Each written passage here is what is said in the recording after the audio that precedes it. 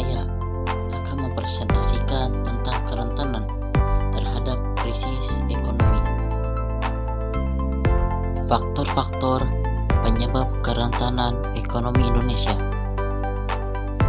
menyebutkan bahwa ada sejumlah alasan mengapa perekonomian Indonesia sangat rentan terhadap berbagai jenis krisis seperti krisis produksi, krisis perbankan, krisis nilai tukar, serta krisis perdagangan dan krisis modal.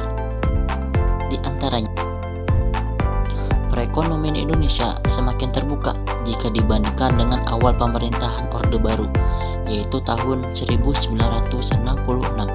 Reformasi ekonomi khususnya di bidang perdagangan dan keuangan, sebagaimana desakan IMF pasca krisis ekonomi, telah mendorong Indonesia menuju liberalisasi dalam sektor perdagangan, perbankan, dan investasi. Sebagai contoh, ketika terjadi krisis keuangan pada tahun 2008 telah menyebabkan merosotnya permintaan global terhadap produk komoditas yang akhirnya berdampak terhadap ekspor Indonesia.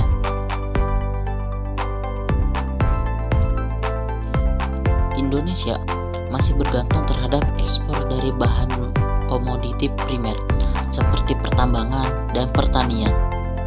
Konsekuensinya, setiap ketidakstabilan permintaan dunia atau goncangan harga terhadap komoditas tersebut, khususnya komoditas pertanian, akan menjadi goncangan yang sangat berarti bagi perekonomian Indonesia.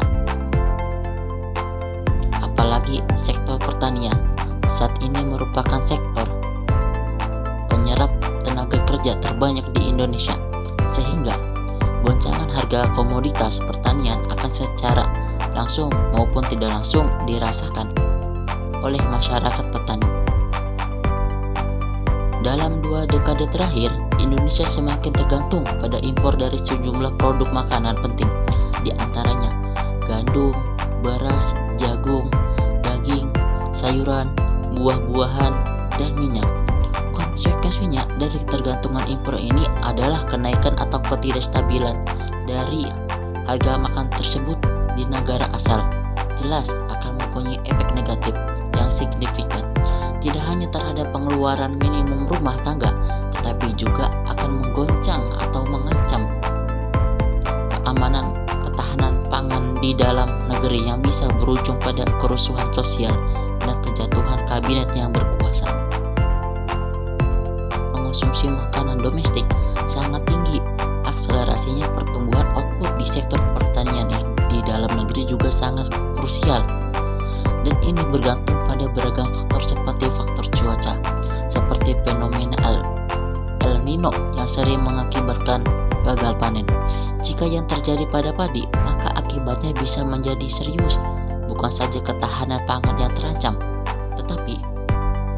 tetapi juga mengakibatkan atau dapat berakibat terhadap inflasi yang sangat tinggi, yaitu hiperinflasi, dan krisis keuangan karena harus mengimpor beras dalam jumlah yang sangat besar dan yang jumlah sangat banyak untuk dibagikan kepada masyarakat miskin. Hiperinflasi adalah inflasi yang tidak terkendali, kondisi ketika harga-harga naik begitu cepat dan nilai uang menurun drastis dan di luar kendali yang terjadi dalam perekonomian suatu negara. Struktur ekonomi yang perlu dibangun agar lebih tahan terhadap goncangan ekonomi, yaitu diantaranya mengurangi ketergantungan impor terhadap komoditas-komoditas yang sangat strategis, misalnya komoditas pangan, yaitu beras, gandum, jagung, gula, dan lain-lain, dan komoditas energi seperti minyak dan gas. Agar terhindar dari ketergantungan impor, maka sekuat tenaga kebijakan pemerintah seharusnya diarahkan untuk menyediakan komoditas tersebut dari dalam negeri. Apabila negara tidak mampu menyediakan dan bergantung pada impor, maka terancam mengalami gangguan apabila suplai barang-barang tersebut berkurang dan harga-harganya melambung atau disebut gejolak system of trade. Mengurangi ketergantungan pada ekspor komoditi atau bahan mentah. Saat ini Indonesia dikenal sebagai pengekspor bahan mentah seperti sawit, sawit, kakao, karet, hasil hutan, produk perikanan seperti udang, dan bahan tambang seperti batu bara dan gas alam. Komoditi tersebut biasanya akan digunakan sebagai bahan baku industri di negara. Tujuan ekspor. Indikator kerentanan tingkat makro yaitu meliputi luas ekonomi atau pasar, kepadatan dan struktur penduduk, lokasi geografi, struktur konsumsi RT, keterbukaan ekonomi, ketergantungan dan diversifikasi ekspor, ketergantungan dan diversifikasi impor, diversifikasi ekonomi, pendapatan real per kapita, RT menurut kelompok pendapatan, kemiskinan, kemajuan pendidikan, kondisi kesehatan, kemajuan teknologi, infrastruktur sosial ekonomi, modal sosial, partisipasi wanita dalam kesempatan kerja atau kegiatan ekonomi, stabilitas ekonomi makro, dan efisiensi pasar ekonomi mikro.